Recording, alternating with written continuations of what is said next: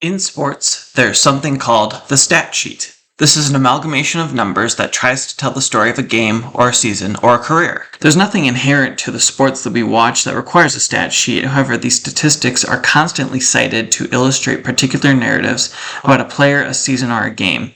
It's a way to take a broader picture of how the game develops or to try to explain the final results. You can look into the game or the highlights of the game to see what the big moments were that defined the game, but the stat sheet can show you all the numbers that you don't see in the game. I love football. No, not that kind of football. American football. One of the many reasons that I love it is because the scoring system is so wacky. There are so many different ways to score, and all of those forms of scoring have different point totals. You have a touchdown, after which you have the option to kick an extra point or go for a 2-point conversion, the field goal, and the safety. This is different from hockey, soccer, baseball, and basketball in that each has one way to obtain points, and all except for basketball have a single point value that is assigned to each score. The same can be said for other sports such as tennis, golf, volleyball, or handball. Then you have other sports that don't even have a scoring system or are awarded to gymnastic or rhythmic performances. American football stands alone in this aspect, which means that there are a wide variety of goals that a team seeks to attain in order to score enough points to achieve victory. These goals include things like completing passes, first downs, mitigating turnovers, and gaining yards for the ultimate goal of scoring. However, that's all offensive goals. There are defensive goals such as sacks, generating turnovers, mitigating opponents' yards, and preventing teams from obtaining first downs. All of these and more go into the stat sheet, and all of these statistics can be tracked across a game, a season, and even a franchise. I started to ask myself, what statistic correlates the most with wins? This started a long search for the answer. I looked at every single game of the 2024 NFL season and compiled all of them into a statistical breakdown to get to the bottom of the question that I was asking. I was going to ignore points, at least for the time being. I wanted to look at the statistics that correlate highest with winning games based on the goals that football seeks to achieve in any given game. I tracked yards, turnovers, first downs, time of possession, tackles for loss, completion percentage, penalty yards, and yards per play. I tracked yards because you want to obtain more yards so that you can get closer to a touchdown or a field goal. Then I tracked turnovers because if you turn over the ball, you're not going to be scoring anymore, and the other team has the ball so that they can score. Also, we are constantly hearing about winning the turnover battle on NFL broadcasts, so I thought it would be a good statistic to track. Winning the turnover battle. Buffalo won the turnover battle. The turnover battle. Lost the turnover battle. First downs, because if you do not obtain a first down, you do not keep possession of the ball. Time of possession, because the more time that you have the ball, the more opportunities you have to score, and the less time your opponent has to score. Tackles for loss, because if you're able to push your opponent away from the end zone, that will stop them from scoring points. Completion percentage, because the more often that you can complete the ball to your receivers, the more opportunities that you have to generate yards and score versus an incompletion where you gain no yards. Penalty yards, because that's just free yards that you're giving to the other team or yards that you are taking away from your team, which puts the opponent closer to scoring or takes you further away from scoring. And yards per play, because the yards itself doesn't necessarily mean yards per play is high. If you score a 97-yard touchdown, that is not going to be the same yards per play as if you take 3 yards every single play, including fourth downs, and then score a touchdown. I wanted to see if there was any difference in correlation with this statistic as well. Now, my data collection came from a wonderful site that I like to use a lot, which is Pro Football Reference. Shout out to them. They basically give me everything I was looking for. Yards, turnovers, first downs, time of possession, completion percentage, and penalty yards were all easy to find. I was initially tracking sacks as well instead of tackles for loss, but as I was collecting this data into Google Sheets, I noticed something very fascinating about the sacks in one particular game that caught my attention. I looked at the Chiefs-Falcons game, and I saw that Atlanta was listed for having been sacked twice, but only for 1 yard. I sat there scratching my head for a little bit, but then I went back to the play-by-play, and I found that apparently you can have a sack for no loss. Just a sack for 0 yards instead of for negative yards. But then I thought to myself that other than the clock continuing to run, that's no different than just throwing an incomplete pass. They are, for all intents and purposes, the same. This meant that I had to go back and recheck all of my sacks that I had already compiled and interrogate each one because I was going for tackles where the offense lost yards. But as I was begrudgingly going into this, something else hit me. Sacks are not the only way that you can be tackled for a loss. A running back can have just as big of a play with his legs as a quarterback can have with his arm. But if a quarterback gets sacked, it is treated as this huge thing, when if a running back gets tackled in the backfield, it's still a pretty big deal, but it's nowhere nearly as big of a deal as a sack is treated. I thought this was kind of strange, so instead of counting sacks, I just started counting the tackles for loss. However, this was just going to be one snag among many that I ran into while compiling this data. The next big problem I had was with how we account for turnovers. Now, this is a big thing because if you are talking about winning the turnover battle, it's pretty important how we count those, and how we count a turnover today doesn't make a whole lot of sense to me. I am a Vikings fan, but I think most NFL fans know how the Vikings season ended. It was a true heartbreaker with back-to-back losses to two teams that the Vikings had lost to earlier in the year that stopped them dead in their tracks just as they were entering the playoffs when they got destroyed by the Lions and then subsequently by the Rams. Now, when I look at the stats for this game, something seemed weird to me. The Vikings were listed as having 0 turnovers, while the Lions were listed as having 2 turnovers. When I saw this, it didn't make any sense. Because we turned the ball on downs multiple times throughout the course of the game against the Lions, we could not convert on 4th downs to save our lives, especially at the goal line. So when I looked, I saw that we had 3 turnovers on downs and 1 missed field goal. All of these events gave the Lions the ball. All of these events were turnovers. This is really when I started to redefine turnovers.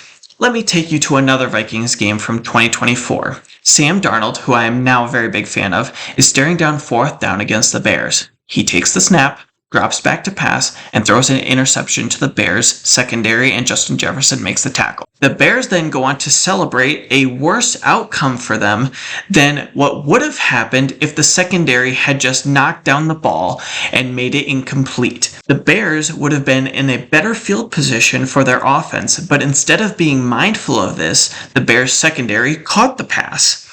Now, on the stat sheet, this appears as an interception and a turnover. However, if Sam Darnold had just thrown it incomplete, it would not have counted as a turnover, and the Bears would have been in a better position for their offense. This means that the Bears generated a turnover with worse position than if the Vikings had just thrown the ball away. But it was counted as worse on the stat sheet. This doesn't make any sense to me.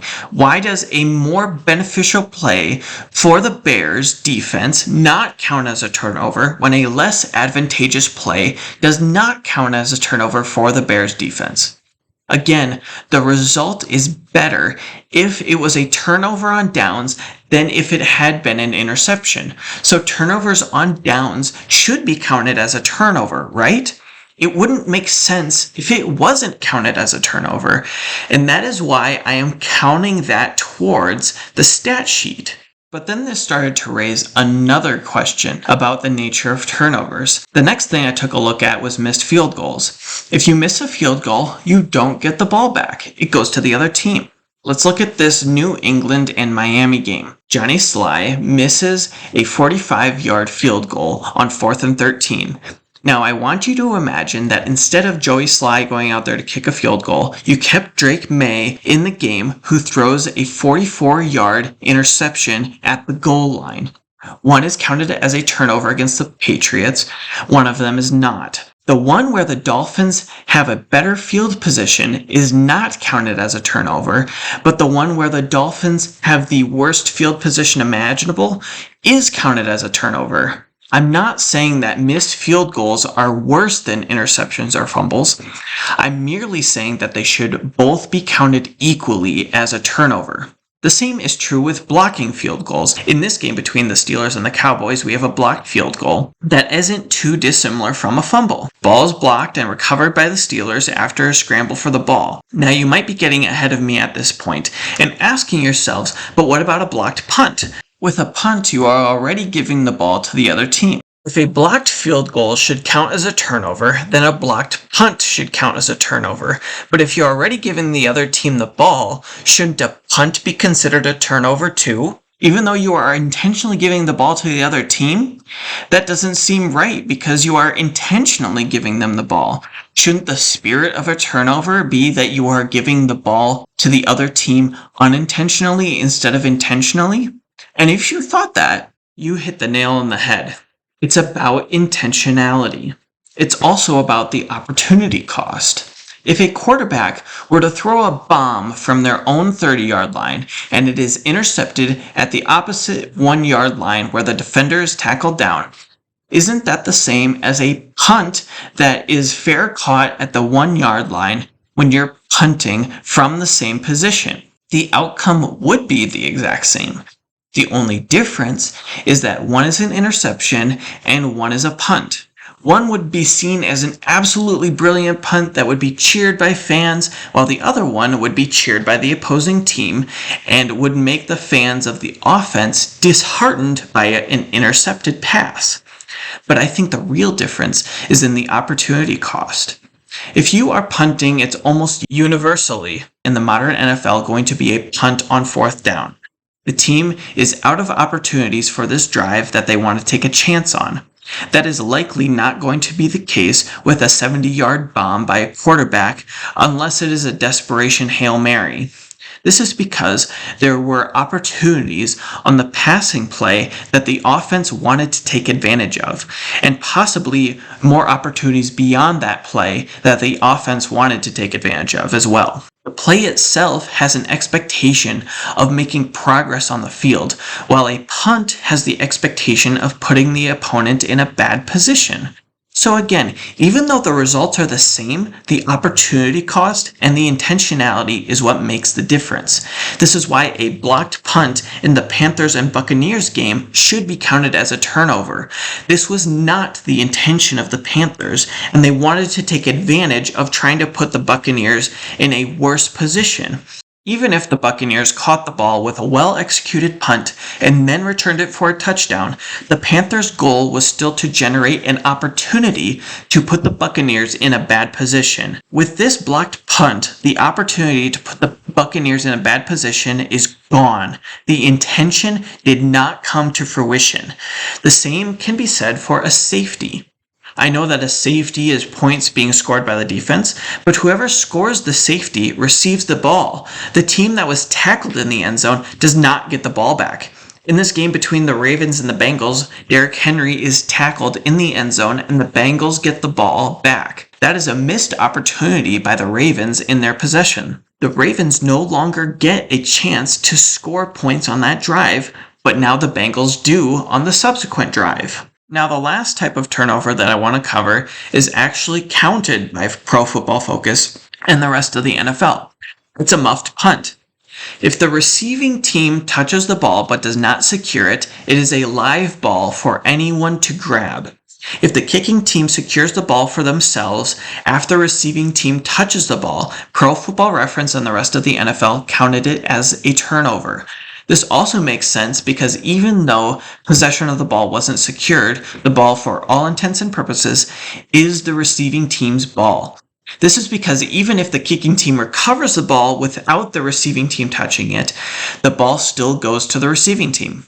This is how I propose turnovers should be counted. Alongside fumbles, interceptions, and muffed punts recovered by the kicking team, missed field goals, blocked punts, safeties, and turnovers on downs should all be included with turnovers. To make my case, I want to use a game.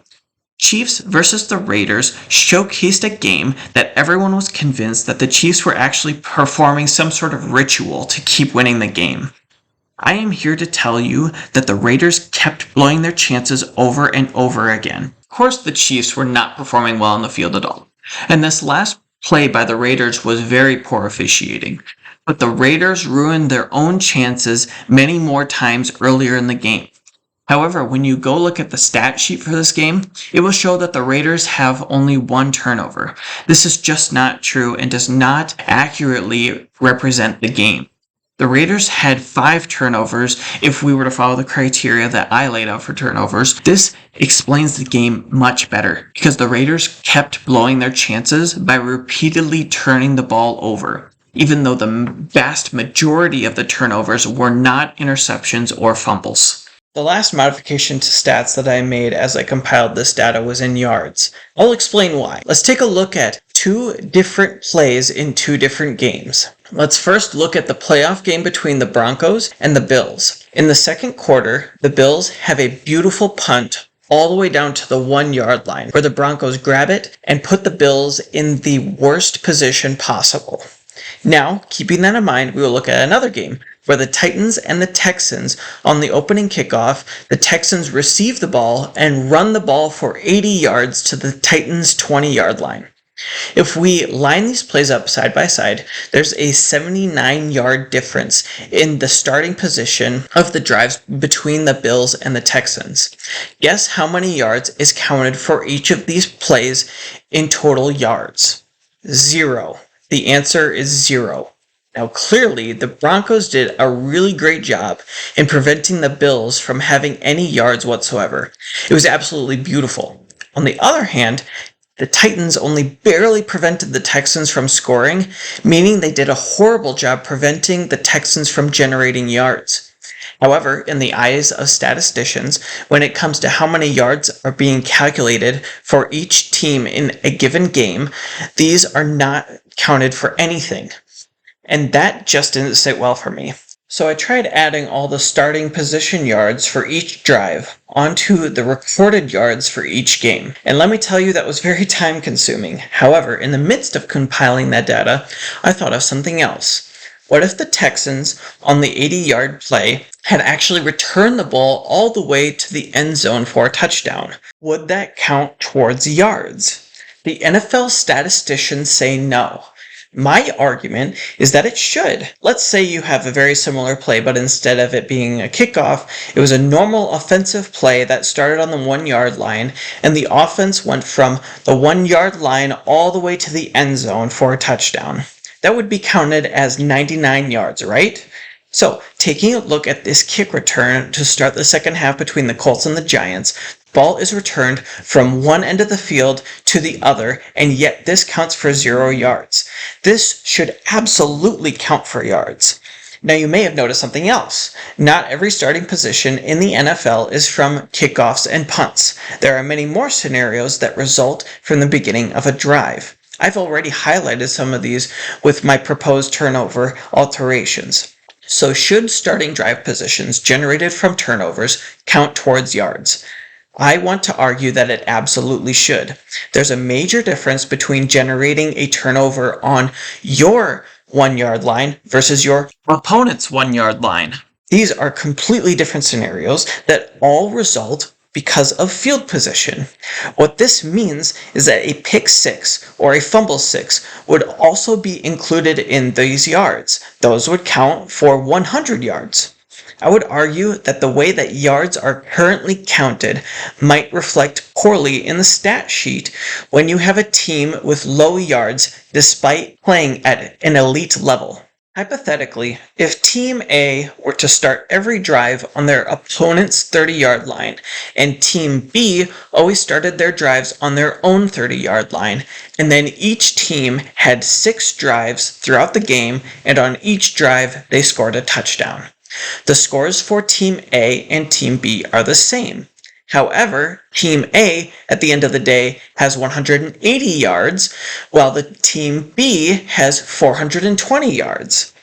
Now, this statistically reflects poorly on the team that always had their starting position at their opponent's 30-yard line, when both teams might be equally as quality as moving the ball down the field and might have worked just as hard and had as much skill to be able to generate all 6 touchdowns.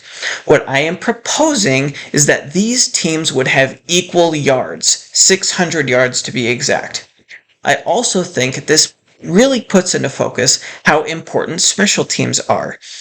It helps to include them as a greater part of the team when it comes to statistical analysis. Also, do you remember that Sam Darnold interception that I showed you where the Bears were in a worse position as a result? Well, that takes this into account. However, imagine a scenario where instead of being in a worse position, they're in a better position because of the extra yards that the defense gained after the interception. Well, that's what happens in this pick six in this game between the Packers and the Lions, where Jordan Love throws a pick six. The Lions defense gains a ton of yards, running it in for the score, meaning that this play is worth 100 yards under the system that I'm proposing. But there's one more scenario I want to cover, and that is muffed punts. Now, we already showed how muffed punts recovered by the kicking team is a turnover, but how does this calculate into yards? In this clip that I showed earlier of a muffed punt in the Falcons and Saints game, a Falcons player not only recovers the ball but scores a touchdown. Now I'm thinking because it is the same sequence of events as their previous drive, I just added on the amount of yards between the line of scrimmage and the end zone, since it is the same sequence of events in which they lost and then regained possession that resulted in a score. So this isn't a 100-yard play, but it is a 47-yard play for a touchdown. The other reason is that this is fundamentally not much different from a 47-yard pass for a touchdown. The result is the same, but the only difference would be a turnover that is counted against the Saints. I would include this in any other play where the offense turns over the ball to the defense, and then a few moments later during the same play, the defense fumbles the ball and the offense recovers the ball. Wherever the ball finds itself under the possession of the offense would then determine how many yards I would give that play.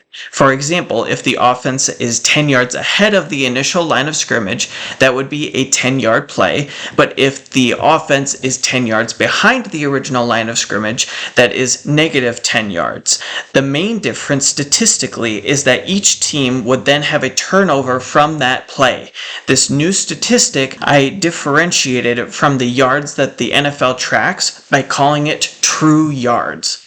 I also wanted to make it clear that it's okay if you disagree with me on how I compiled my statistics or in my statistical selection. I think I have solid reasons for making these choices and coming to these conclusions, but if you disagree, let me know in the comments. No harm, no foul. Then I did some calculations. The only other thing that I want to let you know is that when I did my true yards differential, I also factored in penalty yards. The reason I didn't do this for true yards is because it would take forever to determine whether each penalty for each game was an offensive or defensive penalty that resulted in more yards or less yards for each prospective team. That would take way too long to factor into each team, but we could calculate it in the differential. We just subtracted penalty yards from true yards for each team and then subtracted those yards to find the differential. The reason for this is that penalty yards are counted for 0 in the final calculation for how NFL normally counts yards. However, these yards from penalties create massive differences in how many yards need to be overcome or how many yards no longer need to be overcome. Just look at this Cardinals-Chargers game. The Cardinals were very disciplined and only had 15 yards worth of penalties, while in this game between the 49ers and the Rams, the 49ers had 111 penalty yards. It only seems fair to me that these yards should not be counted as equivalent regarding these two teams, where one team stayed very disciplined throughout the game and did not receive many penalty yards, while the 49ers racked up almost 100 more penalty yards than the Cardinals. With all that being said, what were our results? Firstly, I want to go over the season-long team statistics that I found. These statistics are all pulled from the regular season except for 3 games which I set aside due to starters being rested. I did this for both teams that participated in each game so that the results weren't skewed towards these games. This was the Week 18 Patriots-Bills game, Broncos-Chiefs game, and Eagles-Giants game. The first team that I want to highlight is the Lions, who were insane offensively.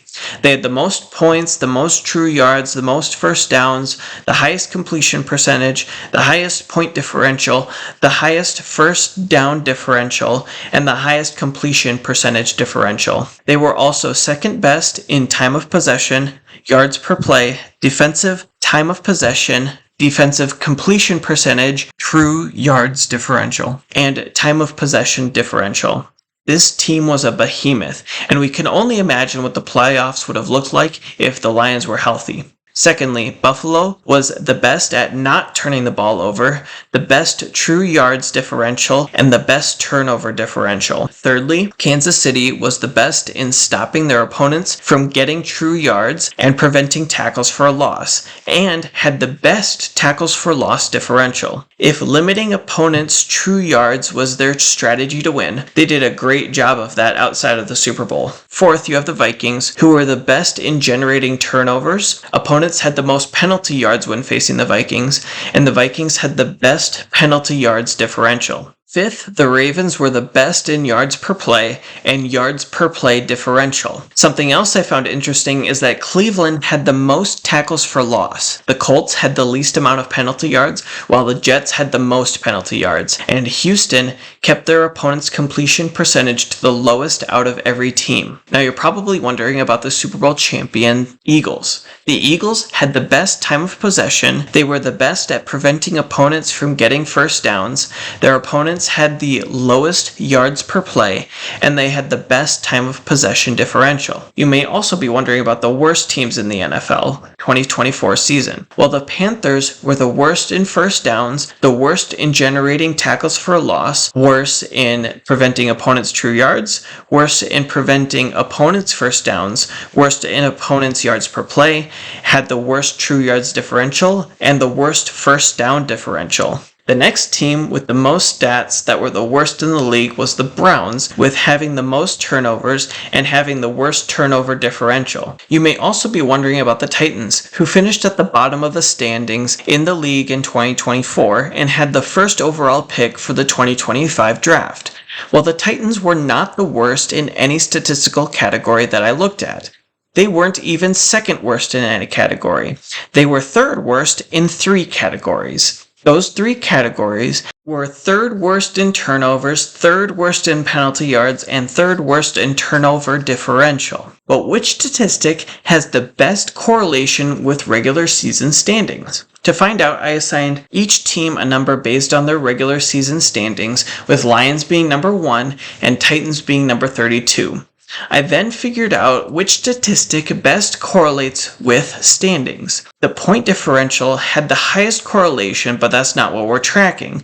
The stat that correlated best with regular season standings was true yards differential, correlating at 0.897. If you didn't know, that's a very high correlation. The second highest correlation was turnover differential, which was only slightly lower at 0.875. The other statistics were not anywhere near as close. However, these are just the team statistics breakdown. What about the game to game? Secondly, I wanted to show you the data from all 285 games that were played. Some interesting things I want to point out about the aggregate is the average score of the winning team was about 29 points and the average losing team scored about 17 points. Also, the winning team had about 100 more yards than the losing team on average. The winners also had about 1.5 less turnovers on average. However, those were all things that you would really kind of expect. Something I definitely did not expect was the average winner had more penalty yards than the losing team on average by about 3 yards. I have no explanation for that, but that's what the data shows. From there, I wanted the correlation for all the stats that I've been tracking on a game-by-game basis and which one best correlates to the amount of points scored. Keep in mind, this is correlated to points scored, not winning. We will get to that later. The correlation isn't as strong as when I looked at team stats, but there's more variation in 285 games than there is in the averages for 32 teams, so I'm not too surprised by that. I ranked the correlations for you, and also as a side note, I did my differential correlations with score differential instead of correlating with scores. I found that the 5th best correlation was yards per play differential at 0.547.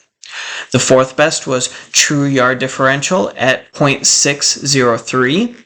3rd best was offensive first downs at 0.604. The second best was offensive yards per play at 0.667, and the best correlation with scores was offensive true yards at 0.715. These correlations aren't the greatest, but 0.715 is still pretty strong correlation. Knowing this, I put together a graph of every score that every team had for every game and plotted it out with their true yards. There's an obvious trend through which the trend line runs. The equation for the trend line is this. To use this graph, you simply need to input x for what you wanted to see was the average true yards for how many points are scored. In order to use this effectively, I wanted to figure out what score needed to be achieved in order to be a winner or a loser, a reasonable score. What I did was I took the score of every game and I wanted to see what scoring threshold would you expect to win if you obtained said score. I wanted to know what score threshold you would expect to lose if you did not obtain it as well. So, looking at every game, if you obtained a score of 28 or more, you would lose about 14% of the time. This means that about 86% of the time, the teams who scored 28 points or more won the game. On the flip side, if you scored less than 20 points, you would win only about 15% of the time. However, that means that you would lose about 85% of the time. I feel like those are really good benchmarks for a football game. If you are able to score at least one touchdown each quarter, you are going to win that game about 86% of the time. However, if you are not able to score a touchdown on half of the quarters and at least a field goal on the other half of the quarters, falling short of 20 points, you have about a 15% chance of winning. There's a lot of gray area between 20 points and 28 points, but those are good benchmarks to try to achieve to avoid losing and then have a very good chance of winning. This also helps set a benchmark for what you want your defense to limit the other team to. If you are able to keep your opponent below 20 points consistently, you're in good shape. But if you're letting your opponent score more than 28 points in a game, you're in trouble. Now, how does our trend line equation help us with these benchmarks? Well, if we plug in a 20 into this equation, we get about 607 true yards. This is a good goal for your team to try to achieve by limiting your opponent's true yards. The same is true with your offense. When we plug in 28 points into this equation, we get 748 yards. This is another great benchmark for your offense. Again, I feel like these are solid benchmarks to try to achieve for NFL defenses and NFL offenses to try to win games. Special teams are included as well. Thirdly, I want to show you how often winning a statistical battle coincided with winning any given game. Winning the tackles for loss statistical battle had the lowest correlation with winning. This might be due to the Browns having the highest tackle for loss statistic out of all the other teams. Of the teams who won the tackles for loss statistic battle, about 51% ended up winning the game, so only by the slightest of margins does winning the tackle for loss battle give you an advantage, at least in 2024. The next highest statistical battle advantage went to penalty yards. Of the teams who had less penalty yards, about 53% of them won the game. Again, basically a coin flip. The next two were first downs and time of possession, coming in at 61% and 62%. The next two were completion percentage and yards per play, coming in at 69 and 70% respectively. The only two stats remaining are turnovers and true yards. 74% of teams that won the turnover battle won the game. That means about 3/4 of the time when you win the turnover battle, you win the game. That is why turnover battle is so significant.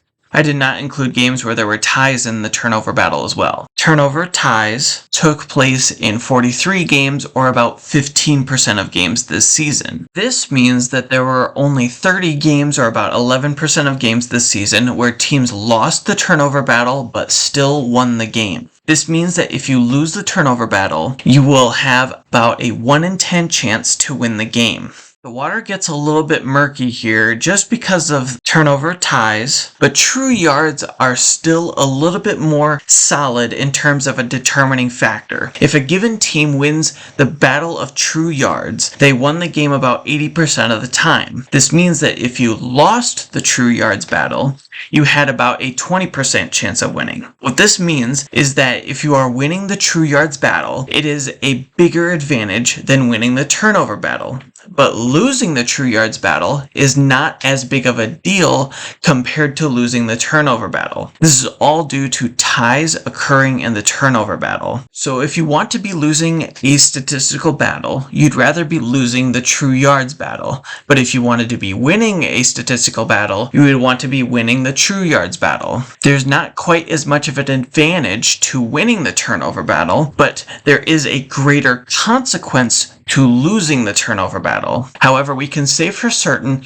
that in the 2024 NFL season, winning in the true yards battle was a better predictor of who would win any given game compared to any other statistic. In all three metrics that I have used, true yards stands alone as the best predictor for regular season standings, has the highest correlation with points scored, and has the highest correlation with wins when the true yards statistical battle is won. It has been demonstrated in three separate metrics that this is a great statistical metric by which to evaluate NFL seasons and NFL games. This is all but completely confirmed that true yards needs to be the new standard by which the NFL tracks yards. After combing through all the data, I find it inarguable that there is a better correlative stat outside of scoring itself for the NFL. Next, I want to show you the games where the winner lost the true yards battle. There were 56 such games, and I wanted to see what was the next major determining factor in winning if you lose the true yards battle. The overwhelming answer was turnovers at about 78%. This means that about 78% of the games where the winner lost the true yards battle, they still won the turnover battle. Now let's look at the remaining games where the winning team didn't win either the turnover battle nor won the true yards battle. There were only 14 such games where this occurred. I wanted to find the next major determining factor in these games. There was actually a tie between first downs and completion percentage at about 71%. However, I gave the tie to first downs because there were two games where the teams tied on the first down statistical battle that were not included in the 71%. Those two games were the matchup between the Eagles and the Falcons and between the Chiefs and the Chargers in Week 14.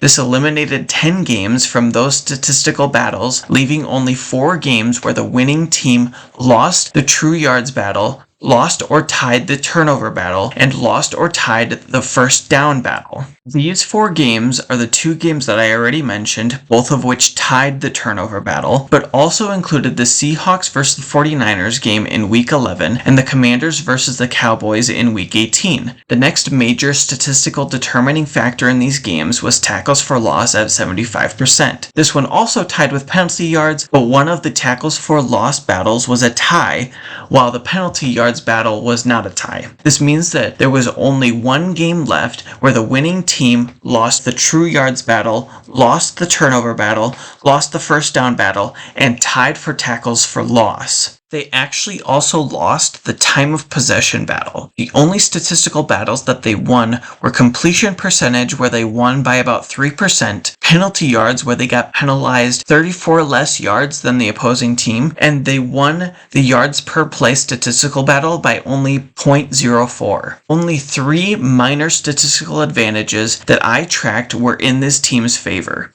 This was the Seattle Seahawks versus the San Francisco 49ers in Week 11. The Seahawks won 20-17, where they had 65 less true yards than the 49ers, had 1 more turnover than the 49ers, and had 2 less first downs than the 49ers, had the ball for about 6 minutes and 50 seconds less than the 49ers, and tied for the same amount of tackles for loss. The Seahawks had lost every statistical advantage that correlated most highly with other teams winning this season. And despite losing those statistical battles, they still came out on top. The Seahawks were even playing in the 49ers stadium. Wait, the 49ers? Christian McCaffrey played in this game. Could the Madden curse be true? This was only the second game of 4 that Christian McCaffrey played this season. Last week was their first win that put them over 500 since week 1 of the 2024 season. After that game, Christian McCaffrey only played 2 more games and then did not play for the rest of the season. 49ers only won 1 more game all season after this game. 49ers fans and Seahawks fans probably remember this game. The Seahawks scored a touchdown to go up by 3 with 12 seconds left as Geno Smith ran in for the touchdown. The 49ers, despite having so many statistical advantages on paper, including having Christian McCaffrey for one of only 4 games that he played at their home stadium, still gave it up at the last second. Is the Madden curse real? I don't know. Probably not. All I know is that it's difficult to explain this game. The 49ers never recovered from this spiral. It doesn't make sense. Before this, it looked like the 49ers finally got their feet underneath them and that they would return to their form from the 2023 season. But with this loss, it was just the beginning of the end for their season. It cannot be explained, but sometimes that means there's a little bit of magic left in the sport. This game defied all the wisdom of statistics, and that's one of the things that I find beautiful about it. This reminds me of a quote from Bud Grant, the legendary Vikings coach, on KFAN radio in 2022. And one of the things you got to do in this business is have a short memory. You realize you're not a genius, and you can put things in place, but if things go bad, you got to forget them, and if things go good, you haven't solved the problems of the world. You got to be thankful, and you got to be lucky, and you got to, football is the only game played without a round ball. I mean, baseball's got a round ball, basketball's a round ball. You can look at bowling or anything got a round ball except the football. Football's an oblong shape. You know why? Because it takes bad bounces and good bounces. So you got to live with the bounce of the ball.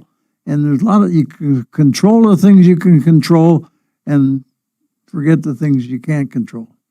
Despite all the statistics in the NFL, you got to be lucky. You can put all the things in the right places, but sometimes you got to live with the things you can't control. That's one of the reasons I love the sport. No matter the accusations of games being fixed or the league being rigged, the ball that the sport is played with inherently creates chaos. I find comfort in knowing that anything can happen on any given play because of what is inherent to the sport. You can study all you want, harness all of your skills, but a bad bounce could end the season.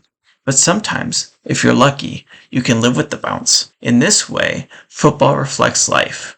Keep an eye out for the good bounces and be grateful for them. God bless. Thank you for watching.